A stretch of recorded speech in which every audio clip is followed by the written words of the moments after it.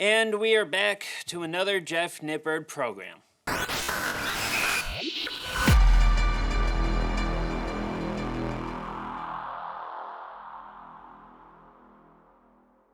How's it going, everybody? My name's Joe. Welcome back to the channel. First time here, make sure you hit that subscribe button. Really appreciate it, and hope your workouts are going well. Of course, we're almost to April now, so hopefully you're making good progress. Now, to just give you guys a little bit of a preview, next week I'm going to be going over Chris Bumstead's app.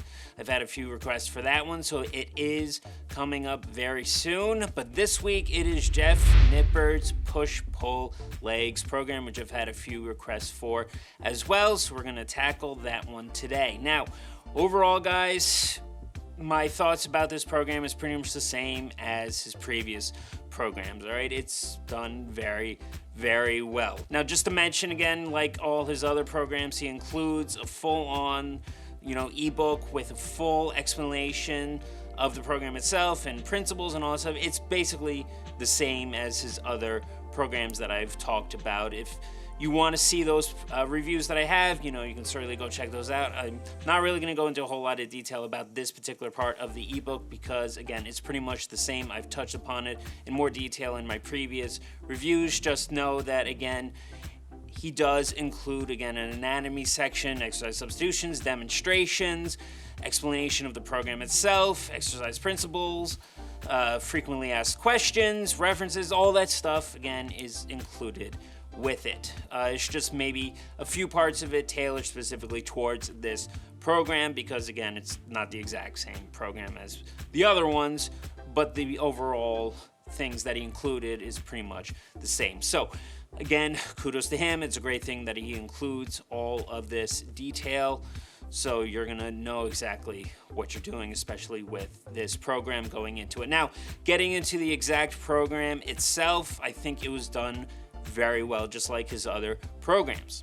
All right, this one, like I said, is a push-pull legs type of split. It's 6 days a week. So the way he has it actually is not push-pull legs, it's actually legs push-pull, then legs push-pull, and then you have a rest day on that 7th day, and then you repeat it all over again.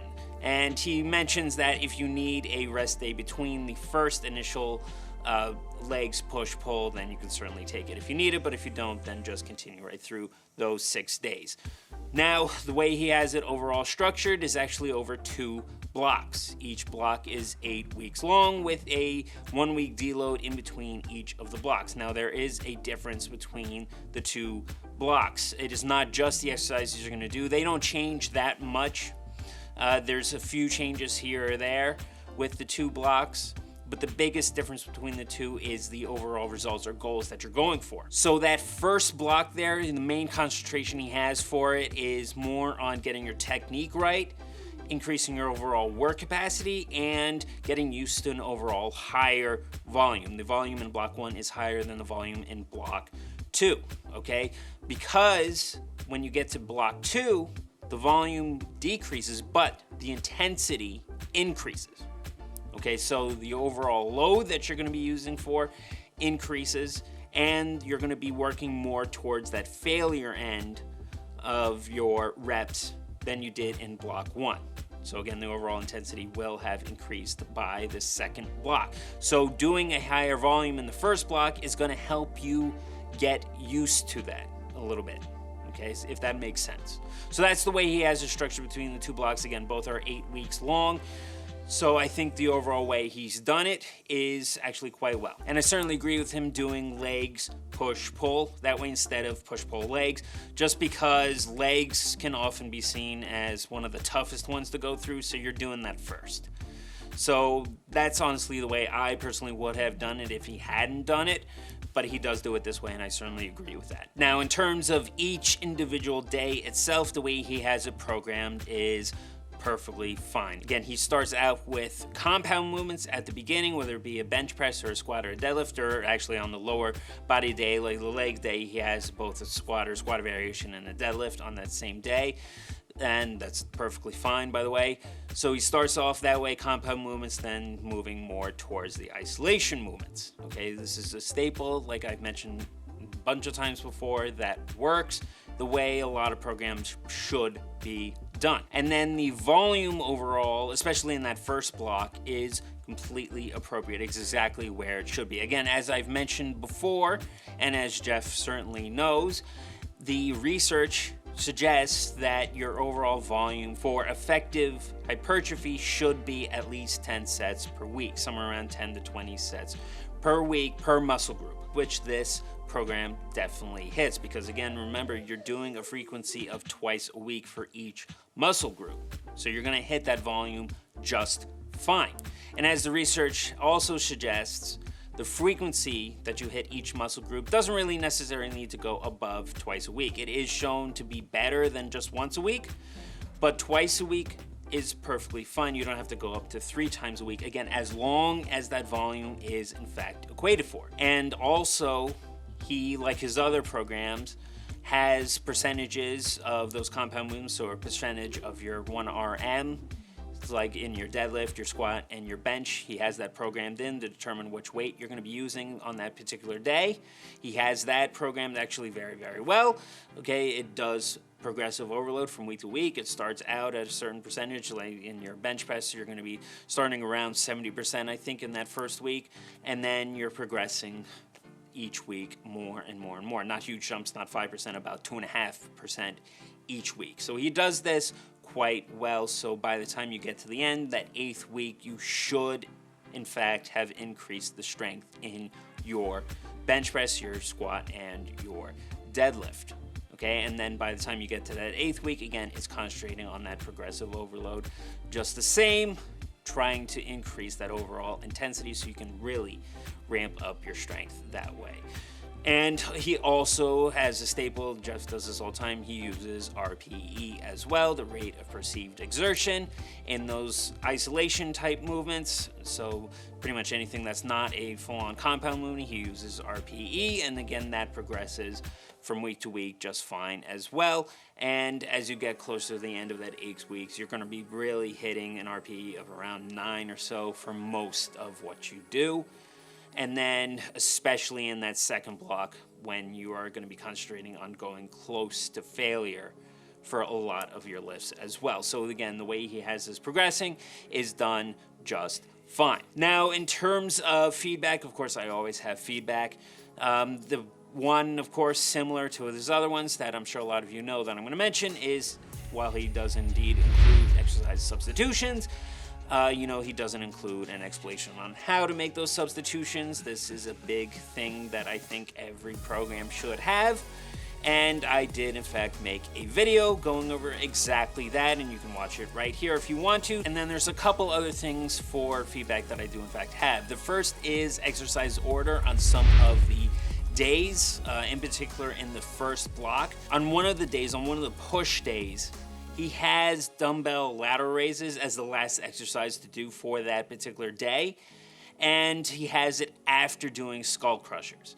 And this is something that I not necessarily disagree, I just think it's a difference of opinion, where I would want to do dumbbell lateral raises before I do the skull crushers. On that particular day, he has the 2 compound movements, then you go into weighted dips.